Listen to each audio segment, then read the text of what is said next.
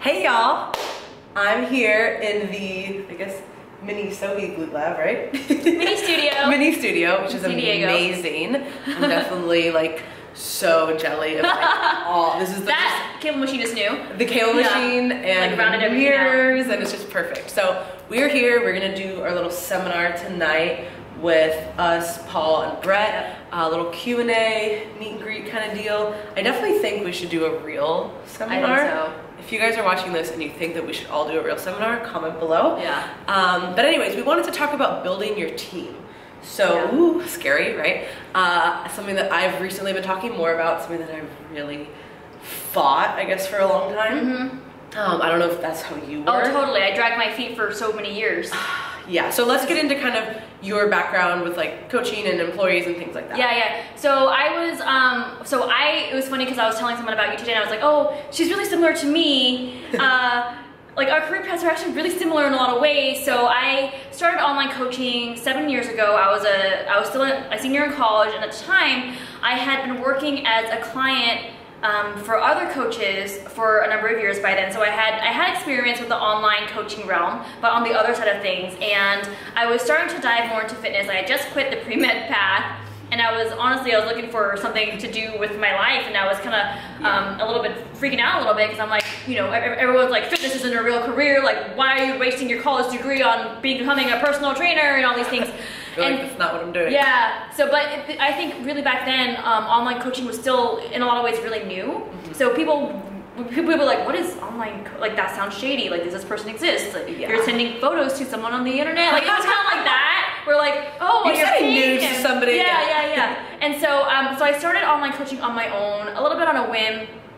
Honestly, the main reason was, well, two things. One, I enjoyed it. And two, I wanted grocery money, and I was, at the time, I was making my money by like driving to people's homes and tutoring them, like SAT, like math, algebra, stuff like that, and I was like, well, if I can just stay home and do what I like and make money doing it, I'll just do that. So I took on a couple clients my first month, and then from there, since then, it's really taken off to where I've now since hired 2 coaches under me, and I created a new business name. It's called the ELT method, which is the Eat, Live, Thrive method, which is my brand slogan, because I really wanted to make the business more than about just myself. It wasn't going to be like Sohee and her girls or whatever it was going to be. So I hired 2 coaches, but I was really resistant for probably like 2 years or so. Or even resistant to hire somebody for like admin stuff? For anything, yeah. Because that was my biggest first step, was like, somebody's going to handle like inquiries, somebody's going to handle money. So hard. Like, that's scary. And like trusting someone enough to represent you and your brand well, but also obviously the money is a huge thing too, because like they have access to your PayPal accounts and all those things. But so I had actually hired like 2 helpers a few years prior, but for me the coaching I was really nervous about, because I was so not trusting of, like, I was quality control, you know, I'm all about quality control, quality coaching. I wanted to hire. We kind of like to control things. Yeah, but also I wanted people who had the right mindset, the right attitude, the right mission, and wanted to help people for the right reasons.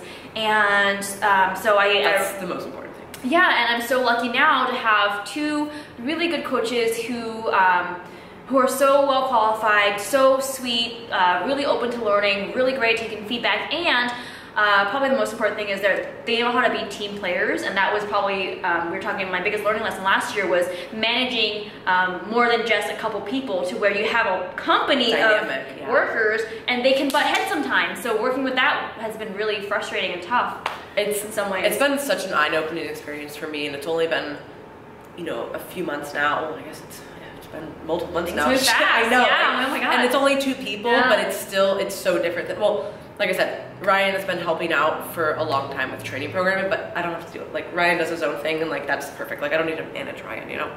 He's got his own shit taken care of.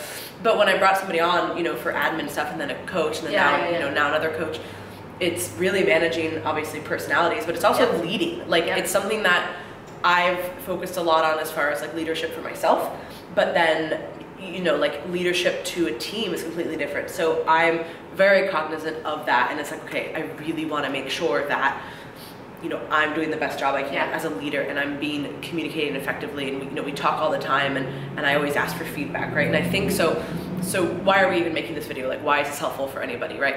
So if you're somebody who maybe is either in our position where you're trying to build your company and you don't necessarily feel like you can grow anymore, because that's where I was at. Like, I literally could not grow anymore. I was spinning my because wheels. your demand, well, for you, your demand was so high, right? And you were at capacity. I was at capacity, and I want to continue to do things like speaking engagements and like doing things like this, and you know, spreading the LocoFit philosophies, and I just couldn't do that anymore because I will not take on more clients than I can handle.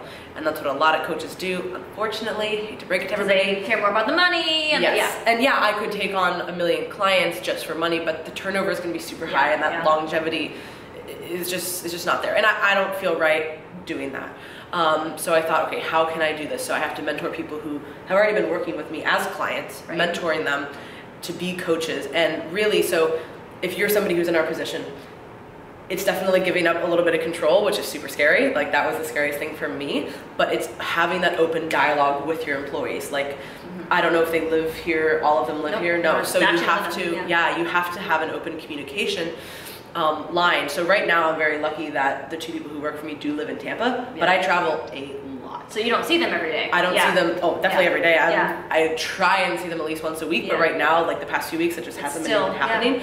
So it's like, hey, I'm making a connector right now. I got 20 minutes, let's hop on the phone today. Like, that's what I did with Jillian. And yeah, that's not perfect, but that's just what we have to do right now. So if you are somebody who's in our position, making sure that you're finding quality people, but that if you're listening to this and you're like, oh, I want to contribute to somebody's brand, what can I do? Right, because most people are not in the position to where they have that kind of demand and can hire people under them. They need maybe more like, I want to work for someone else. Yeah, and what can you do? The biggest thing is being coachable, being teachable. That's so huge. That is so important. So one thing that I learned last year, because I had a previous workout that didn't work out, was now I care so much less about your current qualifications and your resume. I care more about, are you teachable? Do you have the right attitude? Yeah. If I give you feedback, are you going to take it well? Are you enthusiastic? Are you, like, all those things? So, because I can teach you everything. Yeah. I can't, it's really hard to fix someone's attitude. No, yeah, and especially how they take criticism, you know, like, that's important, because from the beginning, everybody's gonna have different things that they're good at and different things that they're bad at. So I want my employees to be able to tell me, like, hey, I feel like you either dropped the ball here, or hey, I needed to do a little bit clearer communication here. And the same way, I need to be able to give that to them. That, yeah. Oh yeah, I want them to tell me. Like, I'm always asking, hey, how am I doing this? How am I doing that? Because I don't fucking know. Like, I'm learning every week with them. I should take notes. Oh yeah, I'm like, hey, what am I doing wrong? What am I doing right? Yeah. And then same thing with them. Like, if they're not doing something right, I want to be like, hey, I need to have that open dialogue with them. Like, I want this fixed, or I want, because I'm very particular, so I want things. But that's also probably why you've done so well over the years too. Yeah, and being detail oriented is very important. Yeah, but that's the scary part with having somebody else, right? Yes. So you have to be like, hey, these are my expectations. So if you're listening to this and you're looking to add to somebody's brand, what can you do? Be teachable. Education is key. I think that being open to traditional and non-traditional education is important. So I'm big, obviously, on school, but I don't think that you learn everything in school. I think you learn a lot out of school. Yeah. So that kind of gives you the background, and then afterwards you have to continue to educate yourself. So education is huge, just being open to that. And then, just really being a hard worker and having the right attitude and empathy for people. If you're in a coaching situation, you know what I mean? Like, you have to be able to be like, hey, I'm tough and I can dish it out, but I also can be empathetic and get the point across. Totally. You know? A lot of tough love. Yes, tough love and empathy, I think, are really important values for, even if you're not a coach, even just working with people in general. Like, if you're doing an admin position. Communication is, effective communication. Like, if you're doing an admin position for someone, right, and that means that you're screening the inquiries or any kind of emails that somebody's getting, you have to be able to communicate with people. And that's not something that you're going to learn right away, maybe. Like, being an admin, that is hard. Oh, so I used to think, I'm like, oh, admin. Now I'm like, no, you need a lot of skill to be a good admin assistant. Like, because a lot. You did that for years. Yeah. And I did that for years for my business. So I developed kind of a way of being able to read things, and it almost became like, it's kind of like coaching. It became this like art form and intuitive way of reading and understanding. But that's something that takes skills and practice. So don't be like, oh, admin position. Like, that is probably the cornerstone of somebody's business. And that was the hardest part for me, letting go of that, was, okay, somebody's going to screen all of this stuff and communicate. Like, if it's not how I want it. And that's your reputation on the line. Yes. So And, yeah. it is definitely very hard to expand, but if you are looking to help build somebody's brand or work for somebody, I would say that those are really the key things. And if you're in our position where you're like, hey, should I do it? Make sure you have the right people. Don't jump too early. I see people who don't need employees hire employees too early. I waited 5.5 years to hire anybody. Now, so what are the problems they run into when they hire too early? Is it a money, financial? Well, that could be something. Maybe it's not a demand, maybe it's not whatever. And maybe you're not even established enough to, I think you have to go through kind of those hard times. Do things on your own. Yes, you have to go through things on your own so that you can teach somebody down the line how you want things done. If I had just started a business and was like, oh, I want an admin, I would have had no idea how I wanted that to be done. Right. And now it's like, hey, okay, I think these are, specific things, how I'd like them to be answered. This is the processes that we do and the systems that we've set up. Yeah. Same thing if you just start coaching and you're like, oh, I should hire coaches. No. You need to take on a handful of clients at first, small handful, learn, you need a lot of experience. fail, develop systems. So now when I hired these people, it was like, hey, these are the templates that we use, for XYZ, like little stuff, like keeping track of clients and when invoices are due. Especially because now you have more coaches and more clients and just so much to keep track of. Yeah. If you weren't organized and you didn't know how to do these things, it would be terrible. And that's why I recommend people starting out really, really slow.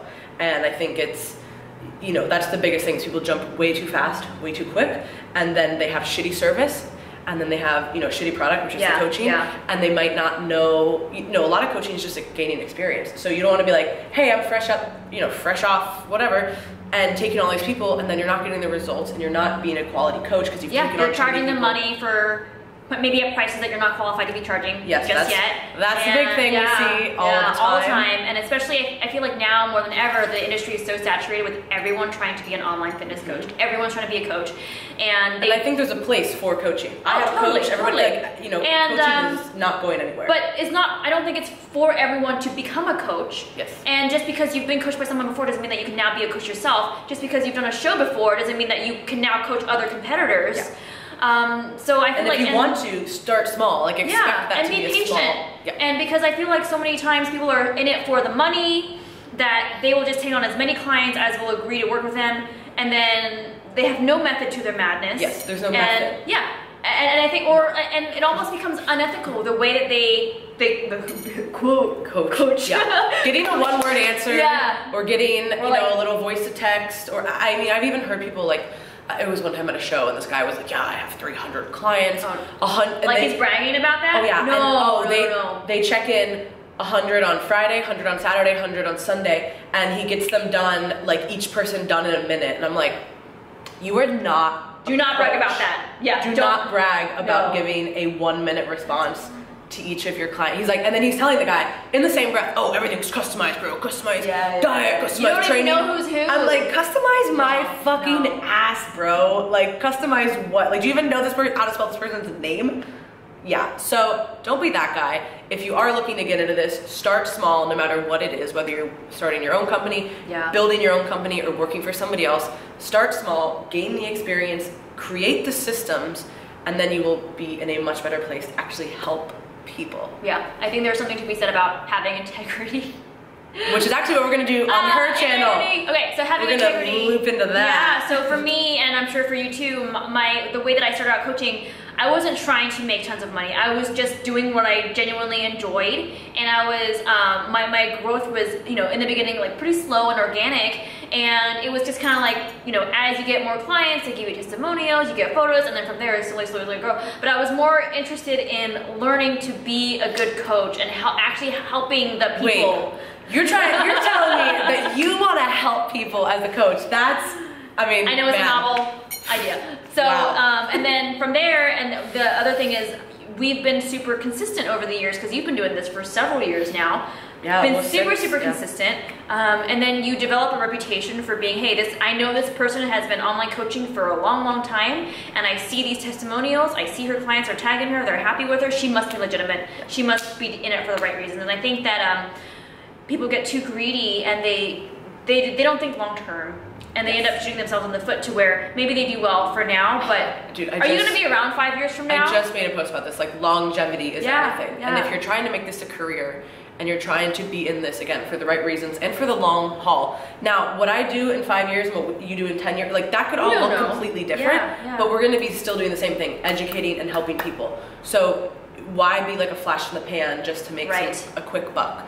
So hopefully this was helpful for you guys, and we're actually gonna cover a lot more on integrity and building your business on her channel, so make sure that you go check that out. It's just Sohee Fit. Yeah, Sohee Fit. Yeah. Thank you guys so much. Sorry I'm super nasally, kind of getting over this cold. Sucks, but you guys already know my voice is pretty annoying. So thank you for tuning in. I appreciate it, and we'll catch you next time.